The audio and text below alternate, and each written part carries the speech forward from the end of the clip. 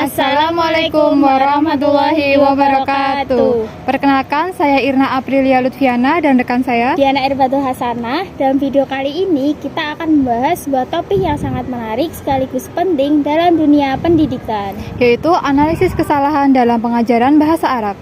Bahasa Arab sebagai bahasa Al-Quran memiliki kedudukan istimewa dan aturan yang sistematis.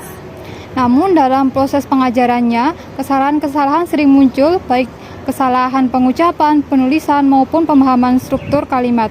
Maka dari itu, kesalahan-kesalahan ini harus dipahami agar proses pembelajaran menjadi lebih efisien. Pada pembahasan yang pertama, ada dua tipe analisis kesalahan. Yang pertama, salah antonim benar yang diakibatkan belum tahu atau tidak tahu. Kesalahan ini terjadi karena ketidaktahuan atau kurangnya pengetahuan terhadap suatu konsep maupun suatu aturan.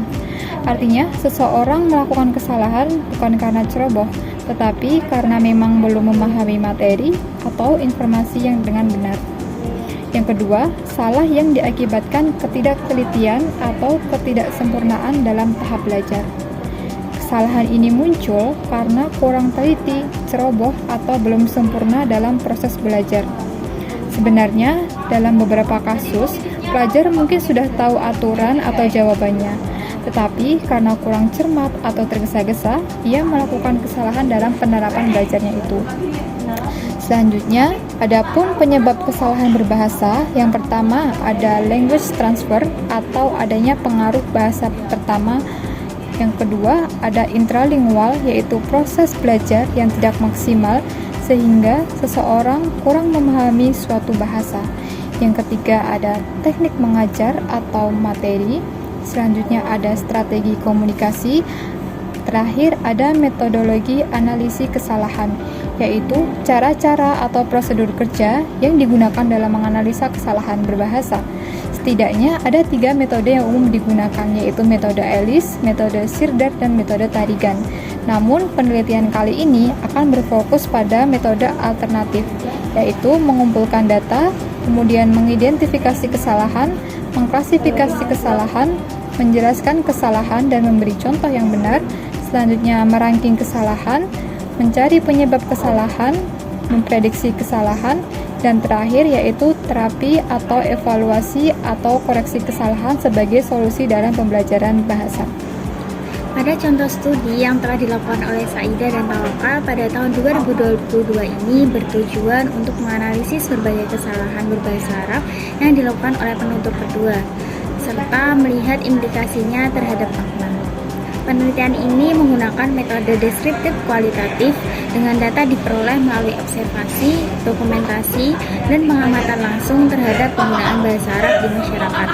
Berdasarkan teori linguistik dan analisis kesalahan berbahasa, penulis mengelompokkan kesalahan ke dalam 4 bidang, yaitu fonologi, morfologi, sintaksis, dan semantik, serta menjelaskan penyebabnya seperti pengaruh bahasa ibu yakni interlingual, penerapan kaidah yang keliru yakni intralingual, kurangnya bimbingan guru, dan strategi komunikasi yang salah. Hasil penelitian ini menunjukkan bahwa kesalahan fonologi terjadi karena ketidaktepatan pelafalan huruf yang menyebabkan pergeseran makna. Kesalahan morfologi tampak pada penggunaan bentuk kata yang salah seperti mabruk yang seharusnya mubarok. Kesalahan sintaksis muncul pada struktur kalimat yang tidak sesuai dengan kaidah bahasa Arab. Dan kesalahan semantik terlihat dari salah penafsiran makna ungkapan Arab. Penulis menegaskan bahwa meskipun kesalahan merupakan hal wajar dalam proses belajar, hal itu tidak boleh diabaikan karena dapat mengubah makna dan pemahaman agama. Oleh karena itu, hasil penelitian ini diharapkan dapat membantu pendidik dan pembelajar untuk lebih cermat menggunakan bahasa Arab sesuai kaidah agar maknanya tetap benar dan tidak menimbulkan kesalahpahaman. Selanjutnya, kami akan melakukan penelitian di lapangan lebih lanjut terkait analisis kesalahan pada pembelajaran bahasa Arab di SMP Al-Irsyad Surakarta. Penelitian tersebut akan dilakukan menggunakan metode IMLA pada siswa-siswi kelas 7. Hasil analisis data pada kasus berikut akan diidentifikasi apakah analisis kesalahan yang sering muncul atau ditemukan oleh para siswa-siswi kelas 7 tersebut